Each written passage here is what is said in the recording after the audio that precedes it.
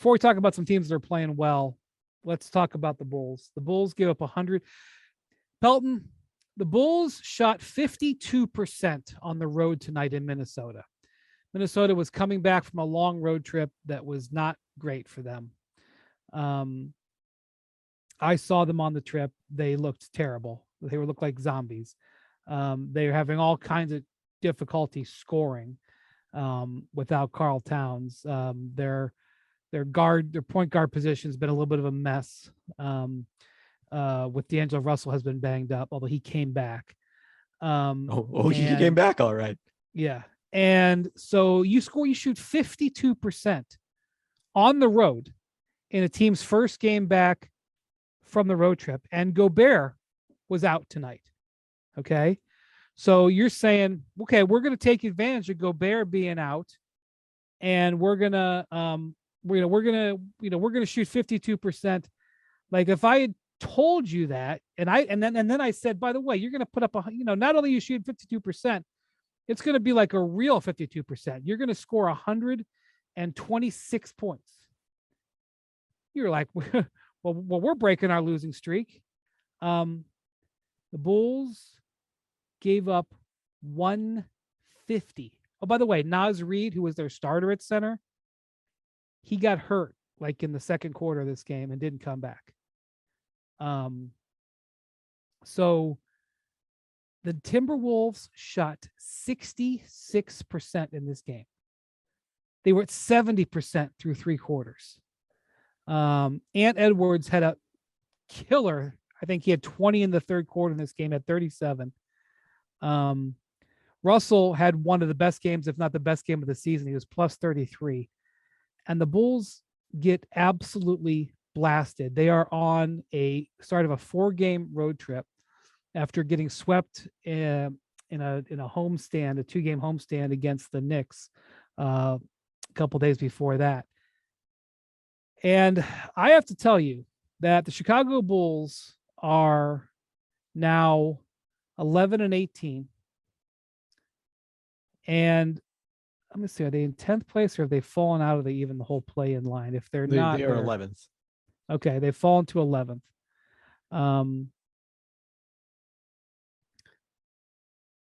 They've lost 4 in a row, 7 of 10. And Billy Donovan gave an update that Lonzo Ball is still not able to run without pain. And I mean, at this point, I don't know. I know there's no timetable, but I can't see how you can realistically expect him to come back this season.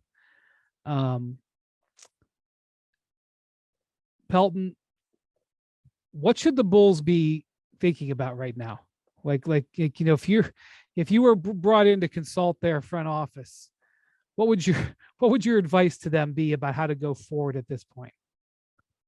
My advice would be to not worry about the fact that your pick that they sent to Orlando to complete the Nikola Vucevic trade is top 4 protected this year, because you got to try to get value for the players you have on your roster. Well, you can. I mean, Vucevic, who knows what his value is at this point, but DeMar DeRozan suddenly, is a year away from his extension eligible in the off season.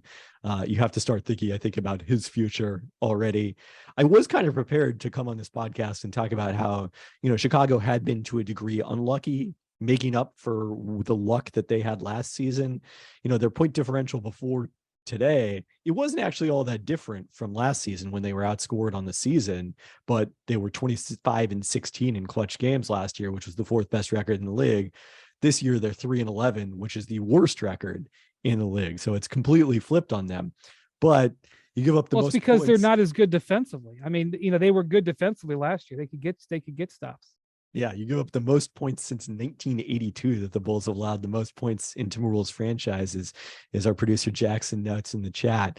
It becomes a lot more difficult, I think, to make that argument that, you're right there and you've just been somewhat unlucky. And it's kind of the same situation as with the Lakers, who are also in 11th in the West, is you have no margin for error. I mean, yes, they're only a game and a half out of the play-in at this point, but that's how serious are you of a contender if you're going through the play-in? I think is a fair question, especially in a conference where you're talking about playing either Milwaukee or Boston, most likely, maybe Cleveland in the first round. In the West, I think you can talk yourself into, hey, we could go through the play-in and then potentially pull an upset, especially if we're a team with championship experience. That's a lot harder case to make for Chicago. I think the upside for them at this point is to get summarily dispatched in the first round like they were last season. Like that's the best case scenario for them. Okay, yeah, let's do some reverse math, because the one math you can say is that they're a game and a half back of the Toronto Raptors, who are in free fall, and you could say, well, we can catch the Raptors. But let's do reverse math. Okay, as you said, they owe their pick to Orlando Magic if it falls outside the top four. It is top four protected. Right now, as we sit here, the Bulls have the NBA's 7th worst record. That means to keep, if the lottery was today, if the season froze today and ended today, the Bulls would have a 30% chance of moving from 7th into the top four to keep their pick. So 70% chance Orlando gets it. That's with the team that they have right now. If they are able to get down to 5th, now, I'm not even going to rule out 4th. 4th is if they could somehow get to the 4th worst record, that would be big, because the top 4, they all have a 50% chance of getting into the top 4, of staying in the top 4. If you're either the number 1 or number 2 worst records, you have a 52% chance of staying in the top 4. If you're 3rd, you have a 50.3% chance of staying in the top 4. If you're 4th, you have a exactly 50% chance of staying in the top 4. I don't know if the Bulls can get down below any of those teams. Because right now we're talking about Charlotte, Detroit, San Antonio, and Houston. I don't think San Antonio and Houston are making moves to get better. Charlotte, in theory, should improve now that LaMelo Ball is back and Gordon Hayward are back. So maybe you could get in there. But if I were Charlotte, I would be looking to sell off myself. And Detroit has been a little bit better recently, but only a little bit. But even if you could get to 5th worst, you'd have a 42% chance of keeping your pick. And that now has to become a number you got to seriously consider, because not only, yes, you would be, it would, to lose that pick is gutting, but I'd rather go for it and have a 40 or 42 or 50% chance of keeping it than ending up in no man's land, not giving yourself assets, and having a 30% chance, because that's where they're at right now. 32%. And I hate to be the guy in December to talk about the percentages on the lottery, but this is what their front office has got to be discussing. They've got to have talking about this. I know they just signed Zach LaVine to a 5-year contract, but I think they got to consider it. I think they got to see what that market would be.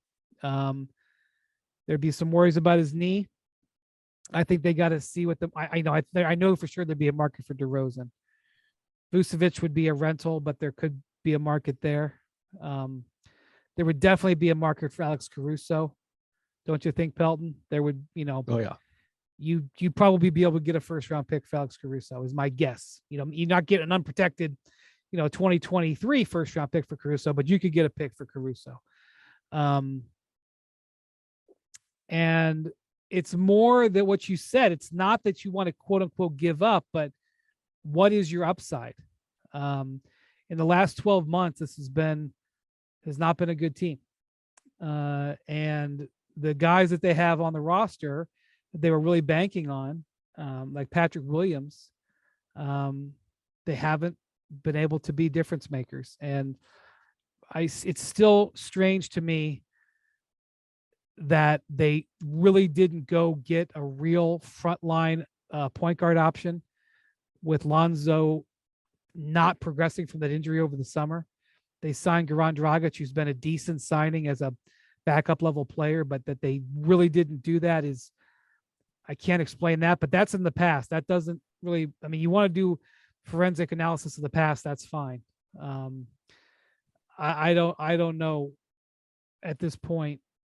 That's not gonna inform what you got to do going forward. And so I think it's something they seriously got to consider, Pelton, like you said.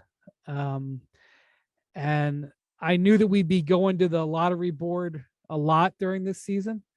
Um, Wembenyama just had a weekend in Paris. They played in Paris over the weekend, and there was a bunch of NBA scouts there, from what I understand. There was a number of NBA scouts there, like and Scoot Henderson, by the way. Like, just the Bulls keeping their pick, even if it's fourth, would be a huge thing at this point. So that's a brutal reality. But like, I look at these teams in front of them, and I don't know. I don't see the rapid improvement. One of the things that's happened. The Knicks, by the way, won in Indiana on Sunday. Indiana had a miserable weekend, Pelton.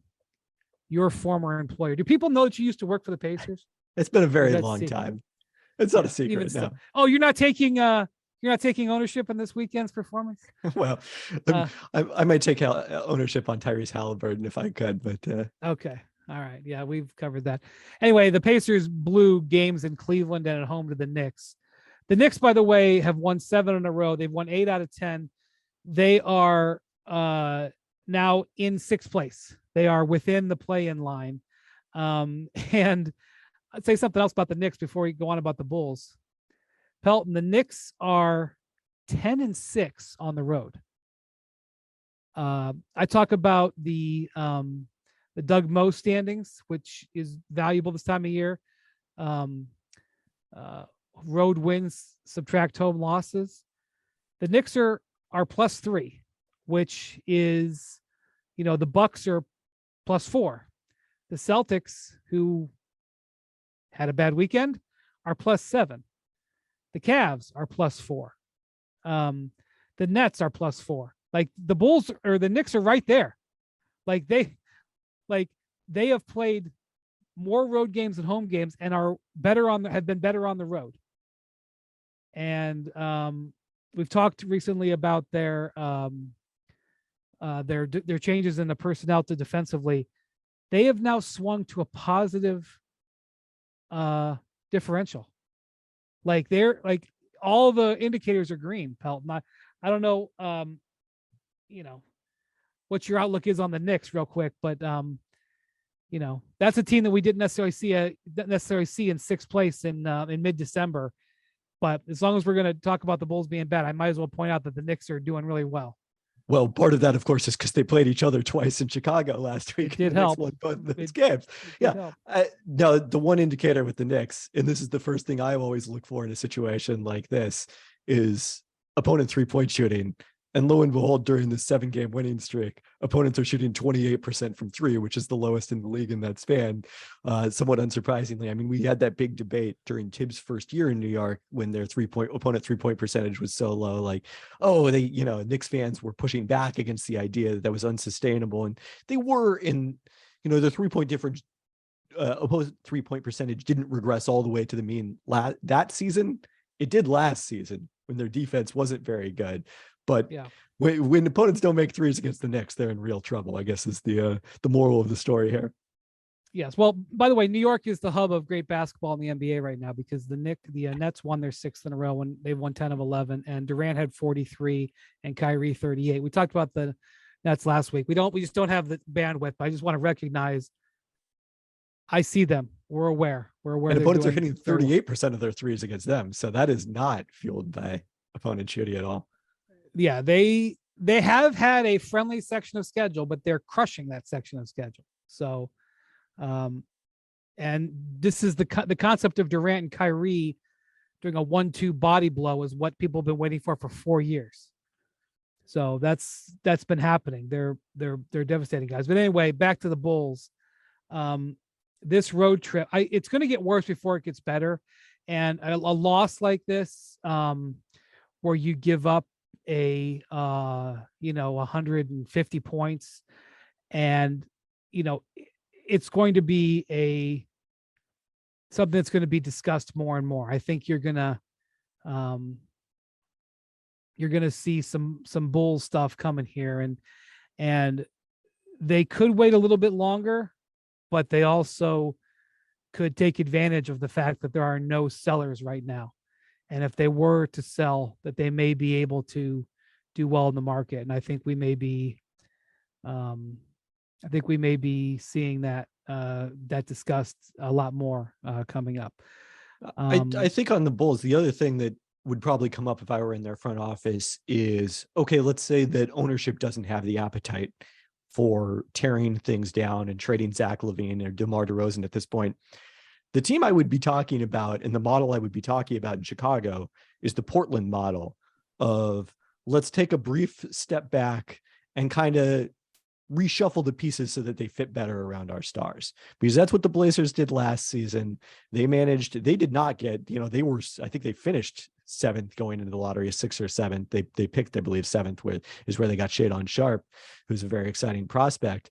But the moves that were so widely panned at the time in terms of trading CJ McCollum, Norman Powell, Robert Covington, lo and behold, they were able to flip those pieces into, Josh Hart came specifically from that Pelicans trade, just as Winslow has been great for them off the bench as a fill-in starter, and then getting Jeremy Grant, who's playing at a high level this season.